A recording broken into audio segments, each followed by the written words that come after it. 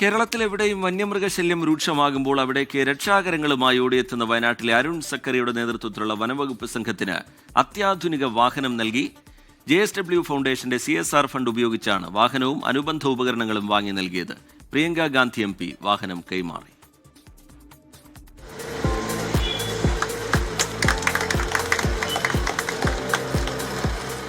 കേരളത്തിലെവിടെ കാട്ടാനയോ കടുവയോ ഇറങ്ങിയാലും ഓടിയെത്തുന്നത് വനംവകുപ്പ് chief veterinary officer doctor Arun സക്രിയുടെ നേതൃത്വത്തിലുള്ള വയനാട് ദൗത്യ സംഘമാണ്.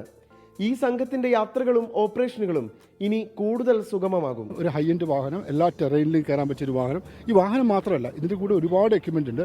തെർമൽ ഡ്രോണുകളുണ്ട്, തെർമൽ ക്യാമറയുണ്ട്, tranquilization equipment, ultra modern tranquilization equipments ഉണ്ട്. ഇങ്ങനെയുള്ള ഒരു യൂണിറ്റ് ആണ്. ഒരു എമർജൻസി സിറ്റുവേഷനിൽ ക്വിക്കായിട്ട് എല്ലാ ആക്ഷനും എടുക്കാൻ പറ്റിയ, നമുക്കൊരു അതിൽ ടൈം ഡിലേ വരുന്നില്ല. സോ അങ്ങനെ എടുക്കാൻ പറ്റിയ ഒരു ഇതാണ്. അപ്പോൾ തീർച്ചയായിട്ടും ഇത് കേരളത്തിന് ഉപയോഗപ്പെടും. 4-വീൽ ഡ്രൈവുള്ള ടൊയോട്ട ഹൈലക്സ് പിക്കപ്പാണ് ദൗത്യ സംഘത്തിന്റെ പുതിയ വാഹനം.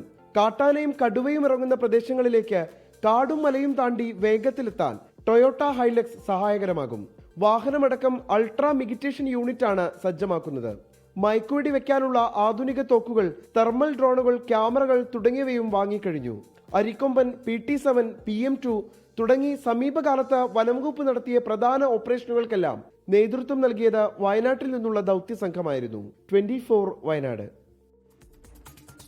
ലോകത്തെവിടെയായാലും ഏത് സമയത്തും 24 വാർത്തകളും ഓഗ്മെന്റഡ് റിയാലിറ്റി പാക്കേജുകളും എക്സ്പ്ലെയിനറുകളും വിശദമായി കാണാൻ ഞങ്ങളുടെ YouTube ചാനൽ നിങ്ങൾക്ക് സബ്സ്ക്രൈബ് ചെയ്യാം.